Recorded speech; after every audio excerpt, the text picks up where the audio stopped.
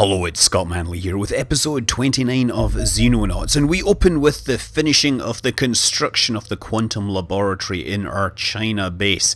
We now have room for 15 more scientists, at least 15 more who are prepared to work under Dr. Snidely in his quest to defeat the aliens technologically.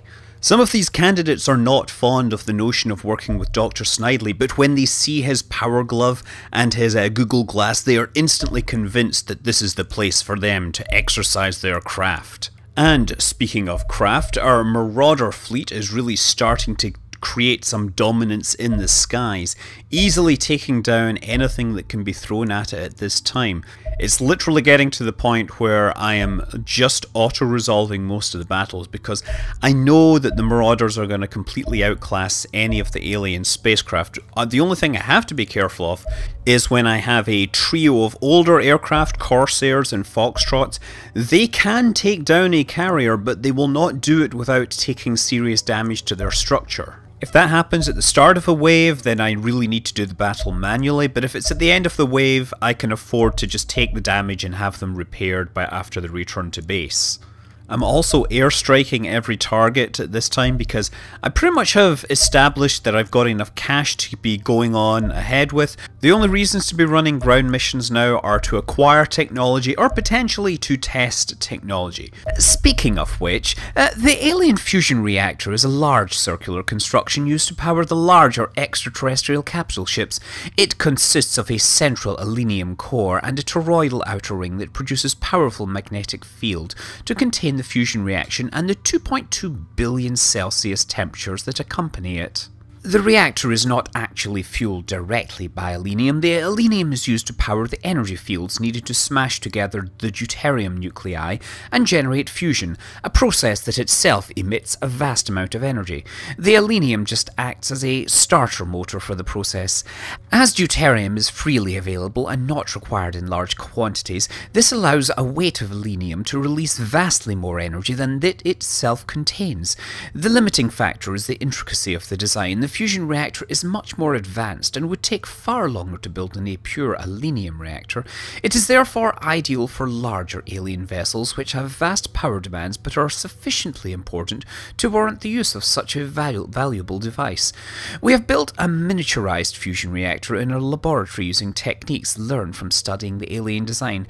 Shrinking the reactor has caused some loss of efficiency, but relative to its size, no larger than a car engine, it generates at least 20 times more power than anything previously built. It actually puts out almost as much energy as our base reactor. In any case, the ability to obtain vastly increased amounts of power from our existing energy stores is likely to lead to further technological advance. Speaking of which, I can now study fusion explosives, evaluating their potential to replace our grenades, missiles, and rockets. It seems that every time I discover an alien power source, I discover a way to make it explode. Okay, we have 15 new volunteers at our Asian base. They will be assigned to the mag weaponry project, which has already had excellent progress. The sooner it's finished though, the sooner we can upgrade. Now, only 3 days after the previous wave of UFOs, we get another serious wave of UFOs. I think they are starting to come faster and faster as we approach the end game. I don't know if you know, but internally they have a ticker that tracks the invasion progress, and it goes up with time, but it also goes up faster if the aliens are flying around or if they complete missions. And as it gets higher, the aliens get tougher. Ah, Dr. Snidely, I see you have some new guns for us. As improving our plasma technology to the point where it surpassed that of the aliens would be virtually impossible, new ideas were needed. They arrived in the form of old ideas. Mag weapons are electromagnetic coil guns that combine the remarkable properties of alien materials with our existing knowledge of ballistic weapons. The idea behind a Gauss gun has been around for over a century and consists of a series of electromagnets firing sequentially, accelerating a projectile along the barrel of the weapon to deadly speeds. The parallels with alien plasma weaponry should be obvious, but while the plasma technology uses the electromagnets to acceleration as a means to an end, a coil gun uses it as a means to itself. The technology can be adapted from existing plasma weapons design and has some significant advantages. For example, an energy projectile does mostly thermal damage and can be partially absorbed or redirected by a number of factors, atmospheric conditions included. A spot of rain will not offer much protection against a metal pellet travelling at 5 times the speed of sound. Mag weaponry prototypes have been built in pistol, shotgun, rifle and precision arrangements, each one small enough to be carried by an infantryman, but still capable of delivering a pellet of alien alloy at hypersonic speeds. They are almost certainly the most powerful terrestrial infantry weapons that will ever exist. Pushing muzzle velocity any higher would raise air resistance highly enough to explosively ignite the air behind the projectile, likely killing the soldier firing the weapon. It seems we are now limited by the composition of our atmosphere rather than by our technology. Well, that's much appreciated, and yeah, the first thing I want you to investigate is making these things bigger, because I want to mount these on tanks and aircrafts ideally. I just need to actually select the correct base. Further evolution of our mag weapon designs, producing both rapid fire weapons that can be used to basically murder more aliens. And yes, our engineers now get access to the pistol, carbine, rifle and precision. Once again, the carbine really being a shotgun, thereby irritating gun nerds everywhere. Meanwhile, the aliens continue their invasion unaware of the magnificent weaponry which I have unlocked and will surely be using against them in the near future. At least when I finish building this Predator assault armor and the Marauders. Anyway, the wave is over. We return all aircraft to base, nuke all crash sites and perhaps perform some housekeeping as we prepare for the production of our first mag weapon. We're going to start building a couple of rifles.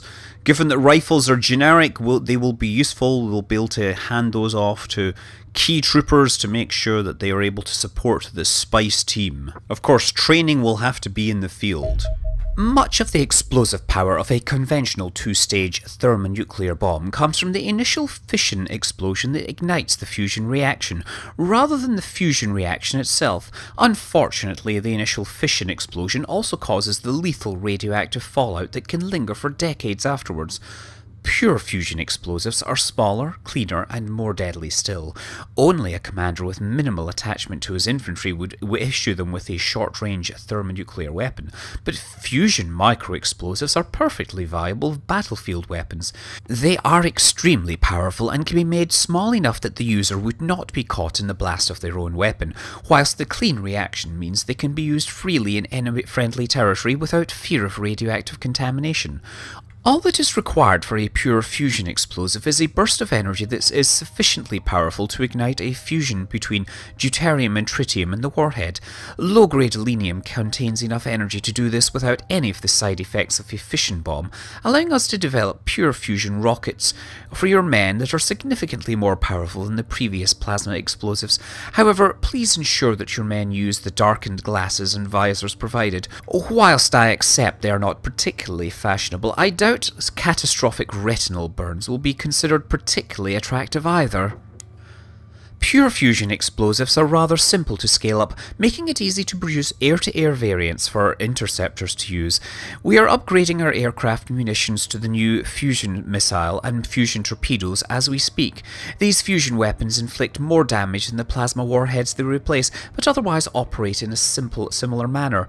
The yield of the warheads is actually rather small compared to what we could achieve. The fusion missile is approximately 0.5 kilotons and the torpedo 2 kilotons, but we have not designed these weapons for nuclear-style indiscriminate destruction. They borrow from the design of heat warheads on our avalanche missiles, focusing the explosion into a jet of high-velocity particles designed to pierce the armour of UFO hulls. To generate this effect, both weapons are fitted with a dense tungsten core that sits just in front of the warhead. When detonation occurs, the core is immediately vaporized and the resulting spear of tungsten particles are propelled forwards at hypersonic speeds. This bombardment equipment is capable of causing significant damage by itself, but it also fractures the heat-resistant outermost layer of the armour and leaves the UFO more vulnerable to the immense heat generated by the fusion reaction occurring in the warhead. An extremely effective design, if I say so myself. Well, thanks for that. Air-to-air nuclear missiles, which were actually a thing. Now we're going to send our team off to interrogate the Praetor. I feel that we are closing in on the end game. We have a few more things to research, but the aliens aren't stopping, and we have to give our scientists time to do the work. More and more carriers per wave now. But yes, they did in fact test air-to-air nuclear missiles, and there's a very famous video of a team of soldiers on the ground. They were officers, in fact, standing on the ground 10,000 feet below a 10 kiloton air-to-air nuclear weapon. And, you know, they has the flash, and then they look up, and yeah, then a few seconds later we hear the giant bang.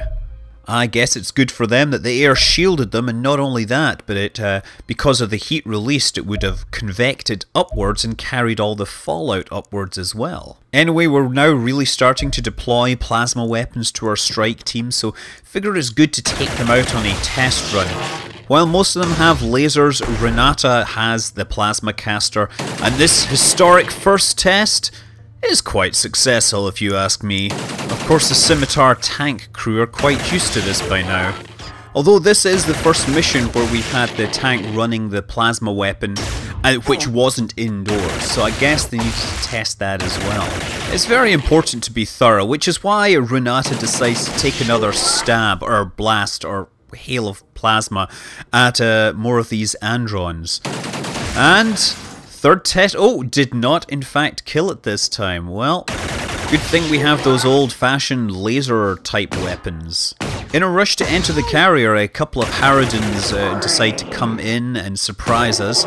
All the same, we still apply plasma liberally, and they are found to be decimated by it. Actually, I am completely misusing that word. To decimate means to kill 10%, which isn't that impressive since I'm regularly killing 100%. We now have half of our strike team set up as spice troopers, although only one of them has a plasma weapon. All the others have ye olde school laser weapons, but they're pretty effective nevertheless. And there's Renata getting kill number 5 as they're storming the bridge. Of course, the thing you have to be careful of when you're training teams is you want to make sure that everybody gets a crack at the aliens. It's very easy to let the spice troopers steal the show and get all the skill points. So Hajnal Safar gets up close with a plasma shotgun thingy. Plasma carbine, but it's really a shotgun. Anyway, yeah, we completely stormed that thing. No fatalities. Catalan got a little bit injured, but you know what? The team continued on. They went for that strike in, I don't know, Turkey or wherever that is. My geography is not perfect. It might be Greece, actually. Pardon me. But ultimately, it was just a place for us to get a bit more cash. Now, yeah, mag pistol production is finished. I have stopped building Marauders now. I believe that I have enough of them. So the Caribbean is now turning itself over to build weapons. Really, it became obvious that you should move the science bases, move the research bases out into the periphery and leave your central base focusing on manufacturing, and then you save a lot of money on transport. It's not a huge amount of money, but it can sometimes make the difference. Anyway, these guys are building mag precision sniper rifles. And yeah, Hajnal is going to upgrade from having a plasma shotgun to a mag rifle. You can see the ammunition style is completely different. So we're going to have a few of these. These are actually heavier. They're rifles. The rifles are heavier than the shotguns. And you can of course see the eye protection that is now built into the wolf armor. Anyway, having stopped producing Marauders because they cost a ton of money, I decide that what I'm going to do is split up the teams. So I have 3 Marauders in Asia and 3 in the US. I can take away 1 from each and assign them to Australia, because a team of 2 Marauders is actually pretty effective against most targets. So that's what we're going to do. We're going to make 3 squadrons of 2 marauders and a single squadron of 3 marauders, which is going to be based in North Africa. North Africa is pretty central and in fact can dispatch their marauders to almost anywhere in the world anyway, but now I have squadrons in all bases. And 3 days later, yes, we have more hostiles, more UFOs spreading their way across the map. Perhaps they're looking for the perfect beat. Who knows? It is interesting that they all have numbers, so we can see how many UFOs we've shot down. So we've shot down almost 200. I don't think we've let that many get away. We've been pretty darn effective. I'm not sure if there's a really good air power mod which would add pilot experience. That'd be kind of nice to have pilot experience and little X's on the side for every UFO that they have shot down. Give them some skills, give them some training, give them some names even, and have little funerals for those guys when they get shot down. Anyway, we send the Shrike team out to one of the sites. We finally have our answers, Commander. These creatures are biologically immortal, immune to aging, but certainly not to violent injury. Our captive is evidently terrified by the possibility of death and proved exceptionally compliant during the interrogation. The Praetors are an ancient race that developed hyperspace technology millions of years ago. Their history was unremarkable until they encountered the Cesians. The Cesians of old had settled their home system, but did not possess the hyperdrive technology needed to travel beyond it. What they did possess, however, was the power of telepathy, along with several other latent psionic abilities. It proved their undoing. Craving the powers for themselves, the Praetors subjugated the Cesians and studied them until they identified the genetic material responsible. They improved this genetic material and granted themselves extraordinary psionic powers. They became a race of intergalactic tyrants, seeking out and enslaving alien life in endless pursuit of improvements, for example, biological immortality extracted from the civilians. The useful species were retained genetically, resequenced to ensure submission and servitude. This is the fate planned for us. Our enemies will toy with us. The invasion is just a test. The High Praetor measures our progress from the bridge of the enormous alien mothership orbiting our planet. Without him, the fleet will collapse. But then the extraterrestrials would simply jump in a new fleet. There would be no end. At best, we would have the choice between extinction or subjugation. Neither much appeals. The rules must change, Commander. I have an idea. Just give me time to develop it. Time's what you need. There are people dying every day. We need this dealt with as quickly as possible. Okay, so we've unlocked Operation Endgame, but I'm not going to research it because I don't know if that'll trigger like an endgame state.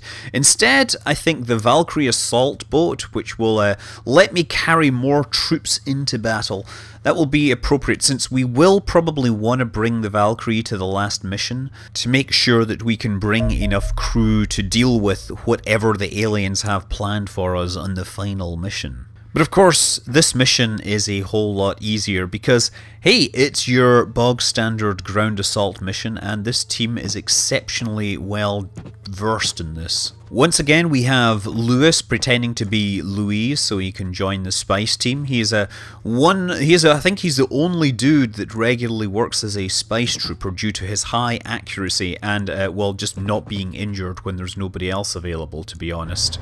I mean, it doesn't matter what gender the characters have, they seem to have equal skills. It just seems that in this game, the women are far better at not dying. And let's face it, not dying in an XCOM type game is a very rare skill, a very useful skill to have, because the longer you stay alive, the better you get, the more likely you are to kick alien butt and be noticed when you actually do die. The Shrike team immediately caught sight of the UFO and make a beeline for it. However, I send my scimitar around the other route because it doesn't actually fit, and so we need to send it around on a scouting mission, which means more like, can it find a way through without crashing into the landscape? Remember, this is going to be the first field test of the mag rifles. Hopefully they will be impressive, but of course we're not taking any chances. Mia sees a target and applies lasers. Sophia finishes it off, but the aliens catch sight of my tank and start hitting it with plenty of firepower. I think were it not for the Armoured Warfare mod, this tank would not have made it through the mission because it does take a lot of fire. Although it can dish it out and destroy the scenery. That is one of the fun things, is as the game has gone on, we've had more and more of the scenery leveled as we've progressed. So yeah, first test of the mag rifle, burst fire, close range, and dead Andron. We've got most of the spice team here ready to start taking down the aliens as we entered the ship. And we're getting more kills from plasma weapons. Inga Popova pops over and shoots the Andron in the head with her plasma pistol. And the Scimitar's plasma cannon gets in on the fun. Mia performing her signature shooting them in the back end move, even although she has a scatter laser. This one proves to be actually surprisingly tough. Gets off a couple of shots before is finished off by Juliet with a laser pistol.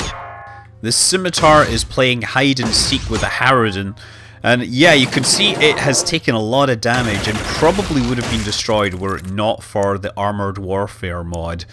And the mag rifle gets another successful test from Hajnal. Lewis suppressing the locals. Sophia finishing one of them off.